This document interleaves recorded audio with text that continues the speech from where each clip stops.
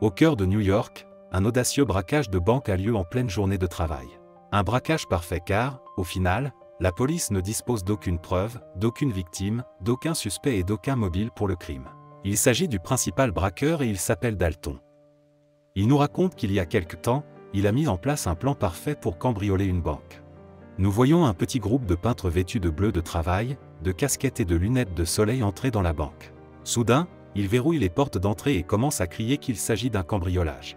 Toutes les personnes présentes et les employés de la banque sont forcés de s'allonger sur le sol sous la menace d'une arme. Ils mettent ensuite le feu à une bombe fumigène et, lorsqu'un flic de rue se présente à la porte d'entrée, Dalton déclare, avec un fort accent étranger, qu'il s'agit d'un cambriolage, qu'il y a des otages et une bombe dans la banque, et que si quelqu'un entre dans la banque, ils commenceront à tirer sur les gens.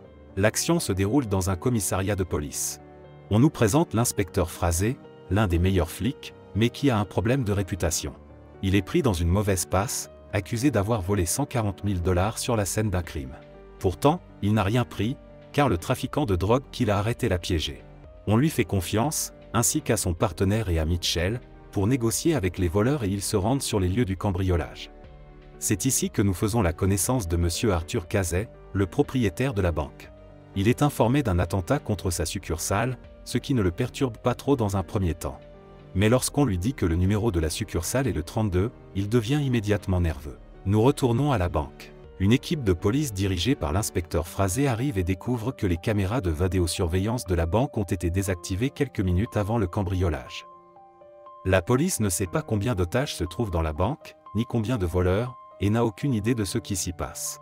Pendant ce temps, les braqueurs rassemblent tous les visiteurs et employés de la banque et les obligent à leur remettre leurs clés et leurs téléphones portables, puis à se déshabiller jusqu'aux sous-vêtements et à revêtir des combinaisons de chantier bleu assorties. De plus, tous les otages doivent porter un masque spécial sur les yeux. L'un des otages tombe gravement malade. Il est vieux et malade. Il dit qu'il étouffe et qu'il a des problèmes cardiaques. Sans réfléchir, les voleurs le laissent partir. Dans la rue, la police l'attache et l'interroge, car elle ne sait pas s'il s'agit d'un voleur ou d'un otage. Entre-temps, le propriétaire de la banque, M. Arthur Cazet, s'est trouvé une représentante pour gérer la situation de la banque. Il s'agit d'une femme ayant de nombreuses relations dans divers cercles, Miss White. Le propriétaire de la banque explique à la jeune fille qu'il est extrêmement important pour lui de conserver le coffre-fort numéro 392 et qu'il préfère que personne n'y touche. Mademoiselle White demande à savoir ce qu'il contient, mais M. Caz lui répond que ce qu'il contient n'a de valeur que pour lui, et n'a d'importance pour personne d'autre. Miss White informe l'homme que les personnes avec lesquelles elle doit négocier sont armées et qu'elle ne peut rien promettre, mais elle prend l'affaire. Entre tous ces événements, on nous montre constamment des scènes d'interrogatoire des otages, qui se déroulent après le braquage de la banque. Pendant ce temps, les cambrioleurs entreprennent des travaux de construction à l'intérieur de la banque. L'inspecteur Frazé appelle les voleurs au téléphone, mais le chef de la bande ne décroche pas. La police indique que les caméras ont été éteintes vers 10 h et que, pendant quelques minutes, elle ne sait pas qui est entré et sorti de la banque et, par conséquent, combien de personnes s'y trouvent. Quelques heures plus tard, les voleurs libèrent un autre otage et lui font part de leurs exigences. Ils demandent 2 bus et un avion avec du carburant. Ils lancent un ultimatum, les autorités n'ont que jusqu'à 21 h, après quoi ils commenceront à tuer un otage par heure devant les caméras de télévision. Des explosifs se trouvent également dans la banque et ils les feront exploser si la police prend d'assaut la banque. Au bout d'un moment, les portes de la banque s'ouvrent à nouveau et les braqueurs signalent que les 50 otages ont besoin de nourriture et d'eau. La police décide de leur envoyer une pizza et l'inspecteur Frazé propose de mettre en place un dispositif d'écoute pour comprendre la situation à l'intérieur de la banque et éventuellement ce qui s'y passe. Afin de brouiller les pistes, les braqueurs placent les otages dans plusieurs pièces et les transfèrent de temps à autre. Ce faisant, ils placent des membres du gang déguisés en otages, portant les mêmes combinaisons de chantier et les mêmes masques.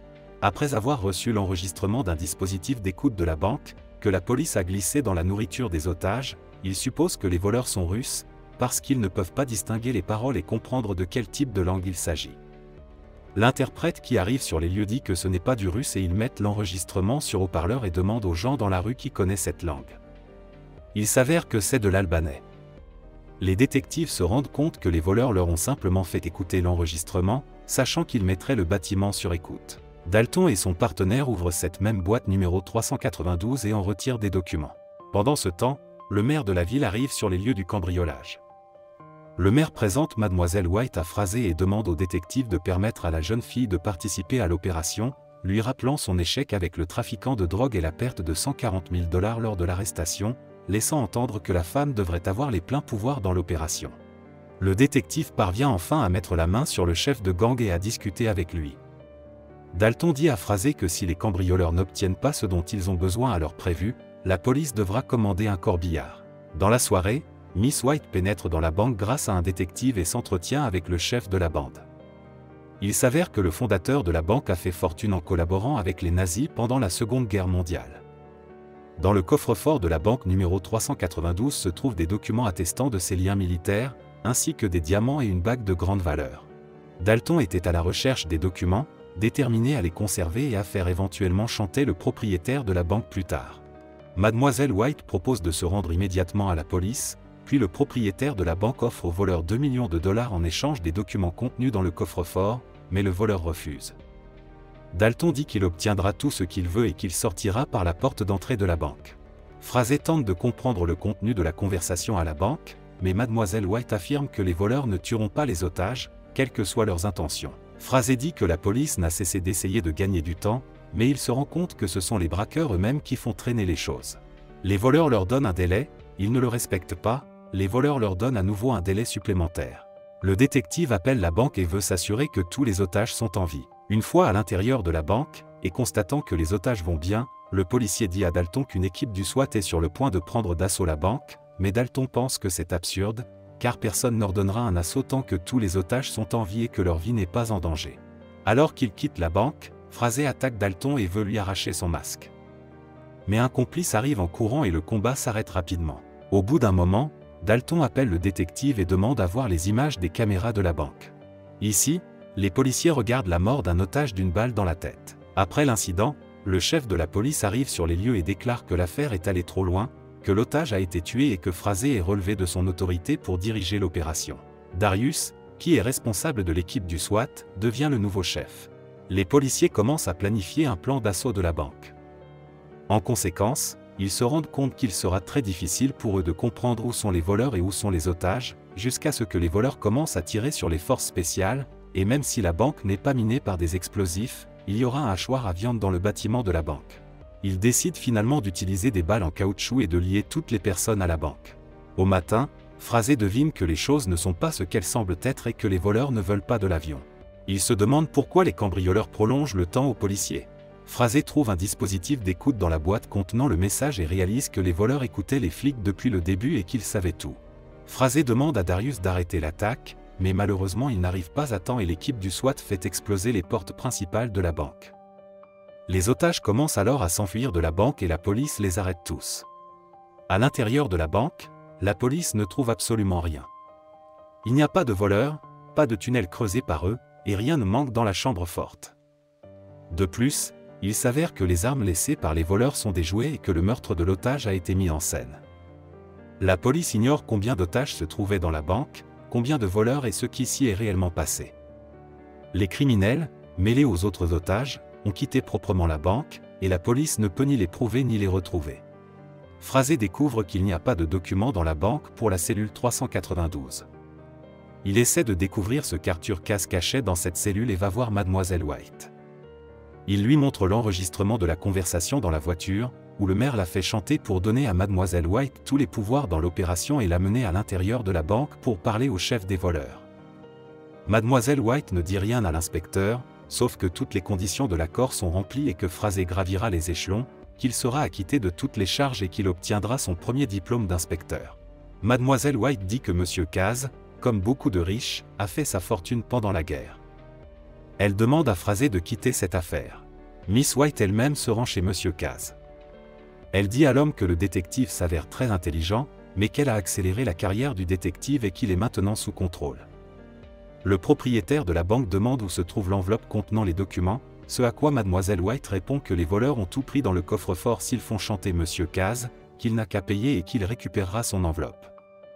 Le propriétaire de la banque répond qu'il n'y voit pas d'inconvénient, mais Mademoiselle White affirme que c'est absurde et que les voleurs ont quitté la banque sans prendre $1 dans le coffre, ce qui signifie qu'il y avait autre chose que les documents. Ce « quelque chose d'autre » s'avère être des diamants et une bague Cartier particulièrement rare. Cette bague appartenait à l'épouse d'un banquier français. Monsieur Caz était un ami de cette famille de juifs français pendant la Seconde Guerre mondiale.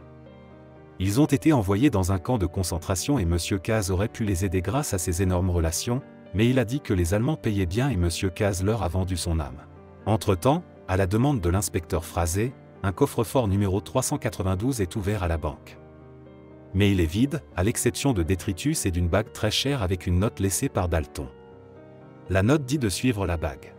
L'essentiel du plan des braqueurs consistait à faire en sorte que le meneur Dalton reste à l'intérieur du bâtiment de la banque. Les voleurs ont légèrement modifié l'arrière-boutique de la banque et y ont installé une cachette secrète, où Dalton est resté pendant une semaine. Les autres criminels se sont mêlés aux autres otages et ont quitté le bâtiment de la banque. Dalton sort de sa cachette une semaine plus tard. La banque avait déjà repris ses activités normales. Se mêlant aux clients de la banque, Dalton est sorti calmement par la porte d'entrée, comme il l'avait promis à l'inspecteur. En sortant de la banque, Dalton est tombé sur Frazé, qui venait juste de vérifier la boîte numéro 392. Le résultat est un cambriolage parfait, sans preuve, sans victime, sans corps du délit, et l'affaire elle-même classée. Les voleurs ont obtenu leur argent en retirant des diamants et des documents de la boîte, ce qui leur permettra d'obtenir presque n'importe quelle somme d'argent à n'importe quel moment, et le propriétaire de la banque, Arthur Caz, ne signalera jamais les documents manquants, évitant de faire de la publicité sur son passé afin de préserver sa réputation. Dans les derniers instants du film, on voit Frazé arriver chez lui, où l'attend la fille qu'il aime. En sortant tout ce qu'il a dans ses poches, il découvre qu'il a un diamant. Dalton, en quittant la banque, comme s'il savait qu'il allait tomber sur le détective, glisse la pierre dans la poche de ce dernier. Plus tôt, lorsque Frazé est entré dans la banque pendant le braquage, le détective a dit à Dalton qu'il avait une petite amie qu'il voulait épouser, mais qu'il était très pauvre. Frazé a demandé au chef de file s'il devait lui aussi braquer une banque pour reprendre sa vie en main.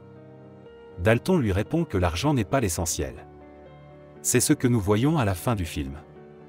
L'argent n'était pas la raison principale pour laquelle ils ont commis ce vol. C'est la fin du film.